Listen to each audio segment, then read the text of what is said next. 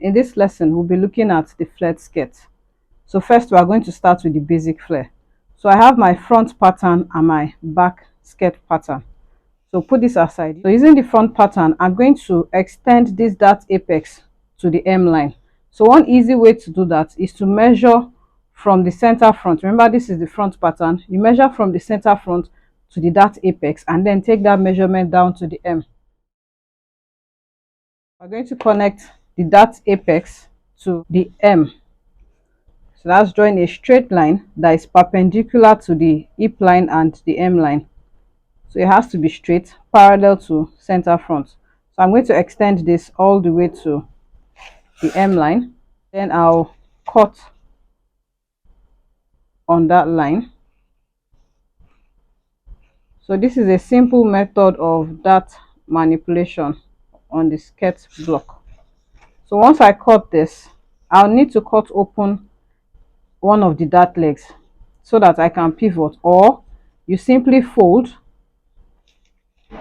Remember the way you folded your dart while making your patterns. So I'm going to fold this dart close. So if you watch this, I've creased this dart leg and then I'll be folding it to the second dart leg, and so you can see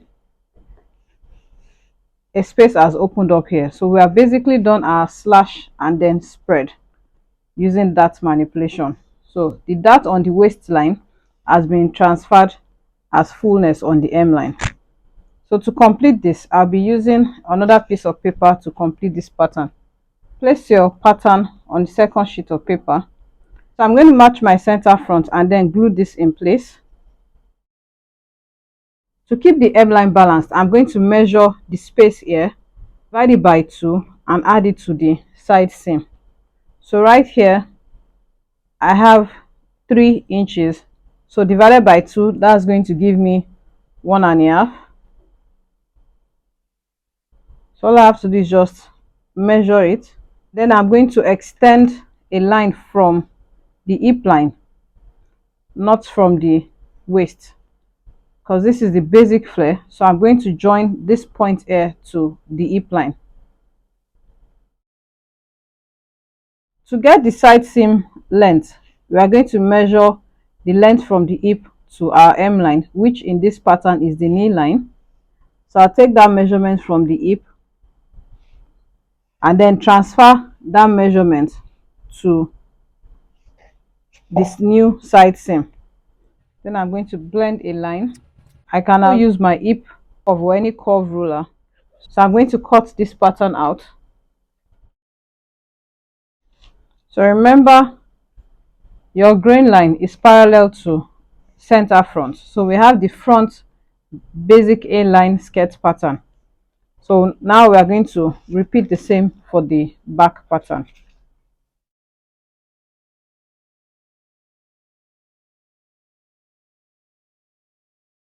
So I have the back A-line flare skirt. So to balance the hem at the side seam, I'm going to put both patterns together. I'll match it at the hip line and then the hem, and then redraw the curve. So I'm going to redraw the curve and then trim off that excess. So this ensures that the hem line is a smooth curve at the side seam. So the next thing to do is to add the seam allowances at center back, waistline and side seam, and then the hem allowance at the hem. And the grain line is parallel to center front, while the back pattern, the grain line is parallel to center back. You may have the hem line on the front pattern bigger than the hem line on the back pattern, or the hem line on the back pattern bigger than the front pattern. All you have to do is, when you put both pieces together, remember this is center back here and then we have our center front. So the two center lines will match, and then you can use this to gauge the difference between the hem line. So all you have to do is find this difference here, this gap. You measure this gap, which is about 1 inch. You divide that by 2 and add half of the measurement to the pattern that has the smaller hem line. So this is what I have.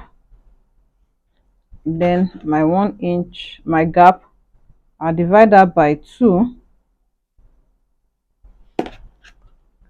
connect it to the hip line,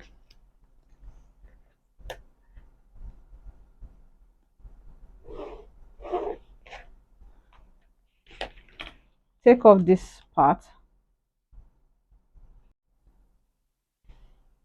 and then you add it to the side seam on the front pattern. So this ensures that the hem line on the front is equal to the hem line at the back. So by the time you put them back together, then you have equal hem lines on both the front and the back patterns. This hem difference is due to the depth of the dart. So remember, on the front pattern, the dart is 5 inches deep, while that on the back pattern is about, it is 3.5 inches deep. So that's what's causing the difference in the hem line. So now we'll be looking at added fullness. This is a variation of the A-line flare. So we can achieve this by, first of all, transferring the waist dart to the hem line, and then adding more slash lines on the pattern. So what I'm going to do is, first of all, extend the dart apex to the hem line, and then I'm going to measure the space and then divide this part of the pattern into 2. So I'm going to have 2 slash lines here, and then I'll repeat the same for the back. Now cut to the dart point here, while the second slash line, I'm going to cut that to the waist. Then I'll close my dart as we did in the previous lesson. I'll take a sheet of paper, line this up, and then open the flare.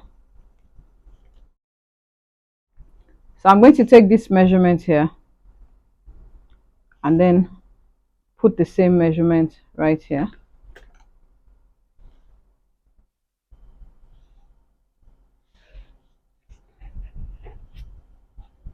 So what this means is I'm going to open this up the same distance, like so.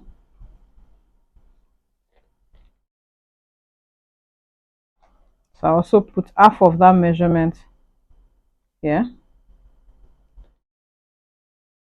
Since fullness has been added to the hip line here and here, I can decide to start my flare from the waist as against the hip line. If I were to take my flare from the waistline, I'll be cutting off part of my hip measurement. This is fine since there is already added fullness along the slash lines. So you can choose to either start from the waistline or you start your flare from the hip line. For the hem line, then cut up my skirt pattern. So we have our front skirt pattern. So we have the front skirt pattern. So comparing it to the A line we did initially, this is the A line. You can see that there's more fullness at the hem line than the first pattern we did. So this is the basic A line skirt pattern, and then this one is the one with added fullness. So I'm going to place this on top of this so you can see the difference in the hem.